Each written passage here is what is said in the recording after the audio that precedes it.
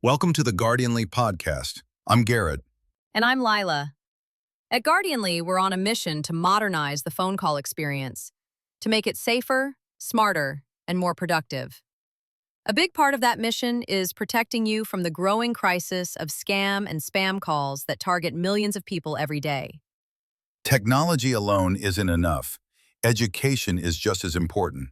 That's why we share real scam stories with lessons you can use to protect yourself and your loved ones.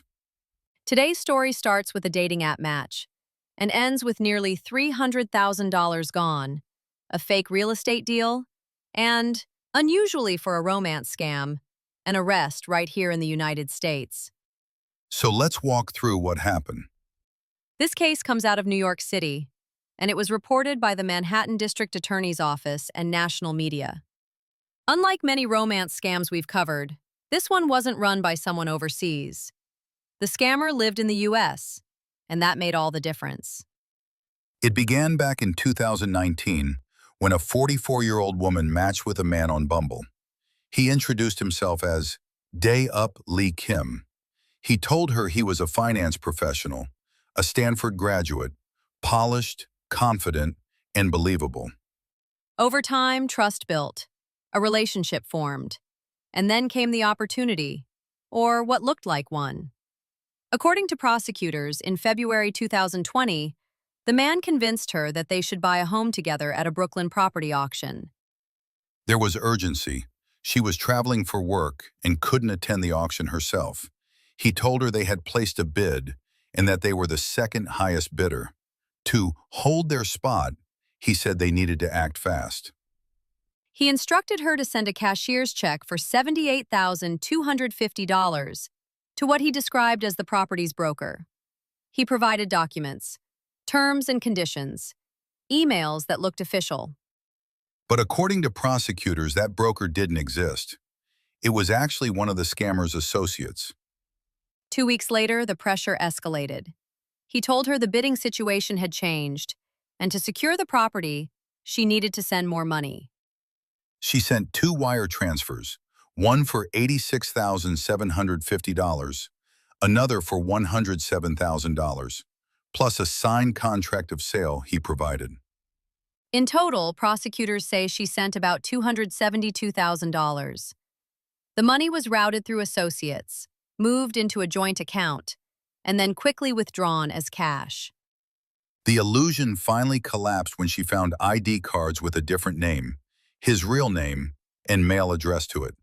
She confirmed with the actual broker that no bid had ever been placed. The man later admitted his real identity, Brandon Day Up Keem, a New York City resident with a criminal history. He's now been indicted on charges of grand larceny and, notably, released on non-monetary bail. This arrest matters. So many romance scams go unpunished because the perpetrators operate overseas. In this case, law enforcement could act because the scammer was here. For the victim, the damage wasn't just financial. It was emotional. Trust was weaponized. Love was used as leverage. So what can we learn from this story? Here are a few key takeaways. First, romance plus money is a danger zone. Any partner who pressures you to move large sums of money quickly, especially for investments or property, is a red flag. Second, never send money for a deal you cannot independently verify. That means confirming brokers, auctions, and ownership yourself, not through documents or contacts provided by someone you're dating.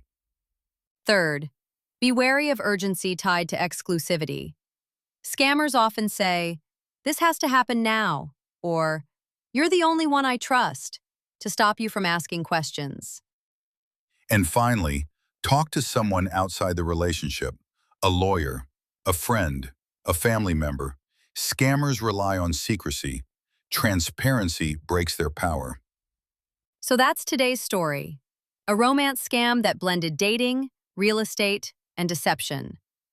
A reminder that even sophisticated local scams can hide behind charm, credentials, and paperwork that looks legitimate. Next time on the Guardianly podcast, we'll explore another real-life case. A different scheme, different tactics, but the same lesson. Scammers are out there, and awareness is your best protection. Thanks for joining us today. If this story resonated with you, share this episode with someone you care about. The more people we reach, the harder it becomes for scammers to succeed. Until next time, stay safe, stay aware, and remember, Guardianly is here to protect your calls, your connections, and your peace of mind.